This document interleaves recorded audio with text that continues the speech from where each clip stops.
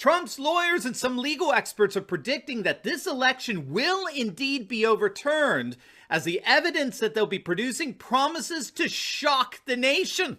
In this video, we're going to take a look at the ratcheted up rhetoric of Trump's legal team over the weekend, how they're saying they're ready to release the kraken of the mountain of evidence of voting improprieties, and how such a release promises to completely overturn this election unlike anything we've ever seen. You're not going to want to miss this. Greetings, everyone. Great to be with you. Dr. Steve here. Yes, the doctor's in the house, ready to bring you our latest escapades in the Democrats' futile attempts to thwart the unstoppable rise of a new conservative age. So if you haven't already done so, you know what to do. Make sure to smack that bell and subscribe button. We'd love to have you as a regular part of this channel. And let's give a huge shout out to the sponsor of this video, and that's our good friends over at Virtual Shield. Gang, if you're not using a VPN or virtual private network on your desktop, tablet, or mobile device while browsing the internet, then you really are exposing yourself to a lot of potential danger. But protecting yourself online, frankly, has never been easier.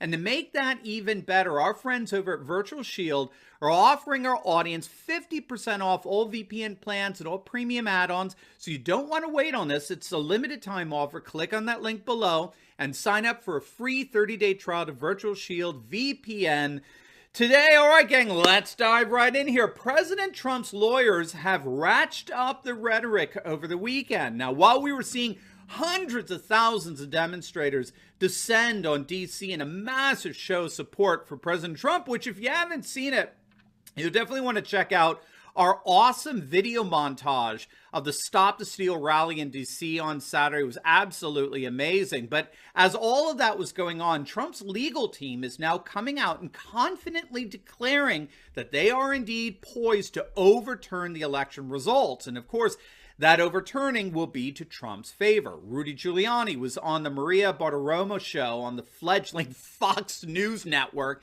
and he disclosed that they have put together ironclad evidence that will most definitely overturn the election results, particularly in Pennsylvania and Michigan, first and foremost, which will, in his estimation, overturn the election results in Georgia, Wisconsin, and Arizona. Now, if you're not familiar with what's going on here in terms of strategy, Trump's legal team is launching a battle at two fronts, okay? So they're launching a barrage of legal challenges, which in effect is their air war. And at the same time, they're pushing for legislative challenges, which is in effect their ground war, okay? So you've got legal battles going on, and you've got legislative battles going on. You've got your air war and your ground war. So as far as the legal battles are concerned, the legal front itself involves a twofold strategy. Trump's lawyers are charging election fraud. These election fraud cases are being led by Rudy Giuliani and Sidney Powell, who's the incredible lawyer of Michael Flynn, on the one hand, and they're charging impropriety on the other, where either the courts or the Secretary of States in these various states engaged in unconstitutional activities in overriding the state legislatures and prescribing the time, place, and manner of elections when such authority is given to the state legislatures alone by the U.S. Constitution. So in terms of the legal challenges, both Rudy Giuliani and Sidney Powell made bombshell allegations over the weekend that they had ironclad evidence that the election was rigged, particularly in states that were using the now infamous Dominion voting systems. Now, while they're not able to divulge the evidence explicitly, according to them, if the reality is anywhere even remotely near their rhetoric, we're looking at a level of fraud that is going to blow everyone's mind. And that's precisely what Sidney Powell said on Eric Bolling's show. She went even further on Marie Bartiromo's show, saying that the voting software that was used by the Dominion systems was actually designed to be rigged. The voting software comes from a company called Smartmatic. And interestingly, the chairman of Smartmatic, who's a fellow by the name of Peter Neffinger, is reported to be on Joe Biden's transition team. Now, here's how she put it. Quote, "We're fixing to overturn the results of the election in multiple states, and President Trump won not by just hundreds of thousands of votes, but by millions of votes that were shifted by this software that was designed expressly for that purpose. We have sworn witness testimony of why the software was designed. It was designed to rig elections. He was fully briefed on it. He saw it happen in other countries. It was exported internationally for profit by the people behind Smartmatic and Dominion. They did this on purpose. It was calculated. They've done it before. We have evidence from 2016 California. We have so much evidence. I feel like it's coming in through a fire hose. Now, this is obviously very, very significant if Trump's legal team can back this rhetoric up with reality, with clear ironclad evidence. And that's because Bartiromo reported that Dominion voting machines were used in 2,000 jurisdictions in 30 states. And again, the key in all of this is the Trump team has got to produce the evidence that they're alluding to here in a court of law. But if that evidence, again, it comes anywhere close to the seriousness of these bombshell accusations, this is going to be astonishing beyond belief. Now on to the impropriety cases. This is where the Trump legal teams are seeking to throw out any and all votes that were cast as a direct or indirect result of non-legislative actions that change the time, place, and manner of voting in these swing states. Now, the key here is that the United States Constitution gives the sole right to schedule time, place, and manner of elections to state legislatures, right? So not Secretary of States, not judges, not election officials. But in a number of these swing states, like Pennsylvania, for example, either the courts or the Secretary of State or a combination thereof messed with the voting dates and procedures. And the Trump legal team wants the courts to throw those votes out, those votes that were cast as a result of the interference of these non-legislative officials. And again, over the weekend, Harvard Law professor Alan Dershowitz, right? I'm sure you know the outspoken Democrat who defended President Trump during the whole Senate impeachment fiasco.